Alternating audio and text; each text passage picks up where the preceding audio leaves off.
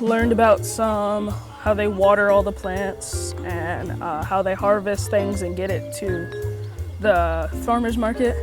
And then we learned about all the different berries, how to pick them. You gotta use like use the 2 fingers. So we picked them off. So when we get back, we're gonna put them in the refrigerator that we have, and then tomorrow we're gonna be making cobbler.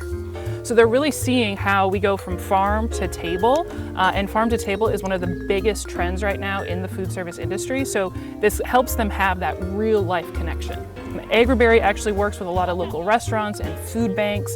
They also work with different wineries and breweries. So if, let's say, they have an extra couple thousand pounds of berries they're great, but they don't look pretty enough for the farmer's market, they'll take that to other vendors and say, hey, do you need this for a beer? Do you need this for a wine? Do you need it for a baked products where it doesn't have to look pretty anymore?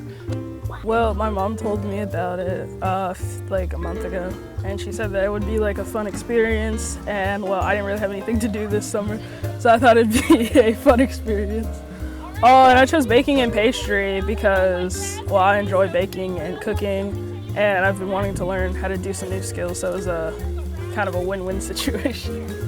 We need to get to know our local farmers. I can order anything I want off the internet nowadays, but if I can get something that is local, which is 5, 10, 15 minutes up the road, why not?